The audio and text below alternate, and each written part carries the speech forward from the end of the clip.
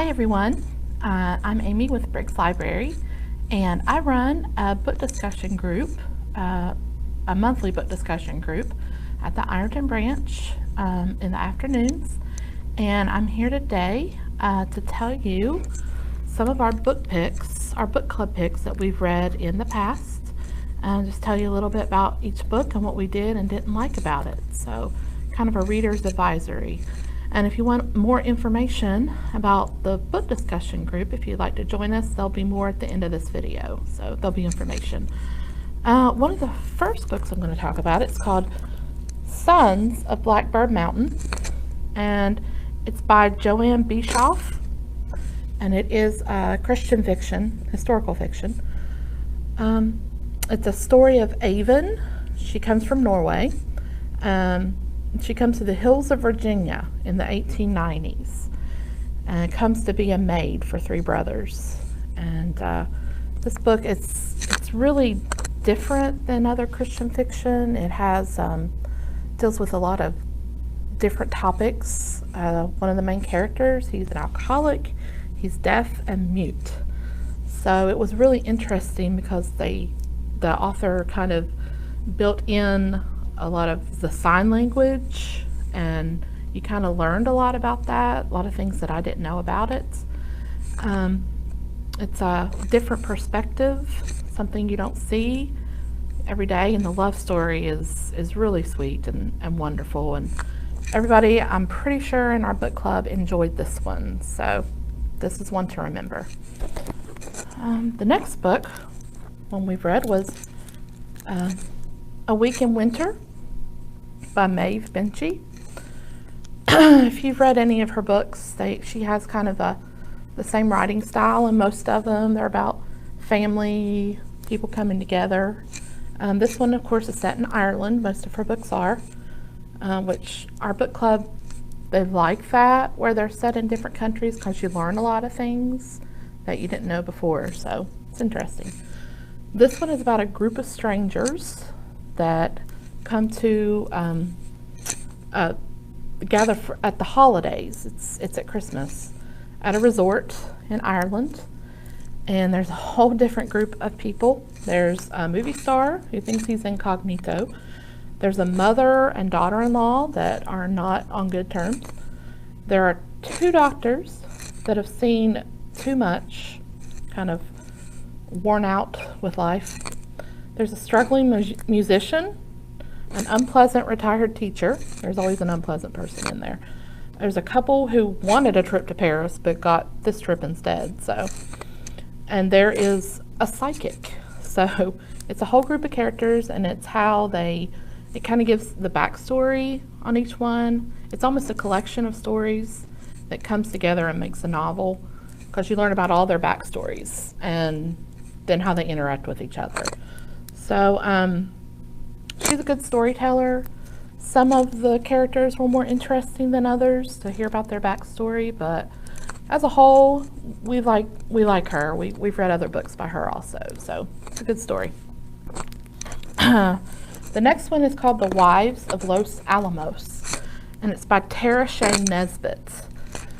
This one was kind of a different read. It's the story of the wives of the scientists that are working on the nuclear bomb during World War II. They all moved to Los Alamos. It's kind of like a base, kind of like a military base, and they all have homes there and live together, and while their husbands do this secretive work that they don't know about. It has a unique perspective. It doesn't focus on just one character. It kind of talks as a whole. So you don't really know the feelings of one certain character, one certain wife. It's kind of the story of them all. No, it's kind of hard to explain, but it's like a collective viewpoint. But it's an interesting way to tell it. So, because you kind of get all these women, how they're feeling and what they're doing, and it kind of brings it all together. So it's a nice insight into that time period, and knowing that the women didn't really know what their husbands were working on, and then after it's tested and used, it kind of goes back and talks about how they feel about it. But the only thing with the way that she wrote this, it's a little hard to connect to one character. So there's not a lot of emotional connection, but you do learn a lot. So the last book is A Man Called Ove. It's by Frederick Bachman. I think I'm saying that right. This one was, I'm sure you probably heard about this. It kind of took the world by storm. And we really like this one. It's set in Sweden, which of course we like because it's set in a different country. Ove is described as a curmudgeon. He's grumpy, doesn't get along with a lot of people. He's kind of set in his ways until his new neighbors move across the road, and they kind of crash into his life. Literally, I think they take out his mailbox when they first get there. And through this family, they kind of draw him in, and he becomes a part of their family. He's connected to the rest of the community that's kind of shunned him, and he's kind of shunned them too. So we like that it's set in different countries, because we kind of, especially in this one, they talk a lot about Swedish things that we didn't know about. So we kind of had to look up some of them to figure out what they were. But it was a good talk, you know. It's really funny too. Ove is very sarcastic and, you know, makes these little comments all throughout the book, and it's just funny. Even though it's really serious, like what is going on in the book, I'm not going to tell you, but there is a serious undertone, but a lot of funny stuff on top of it. And it's just really, it was heartwarming at the end, you know, how it all came together. So this was the first by Frederick Bachman that we read. We liked it so much that we decided to read 2 others of his. This one is My Grandmother Asked Me to Tell You She's Sorry. It's probably one of the longest titles I've seen. And then Britt Marie was here.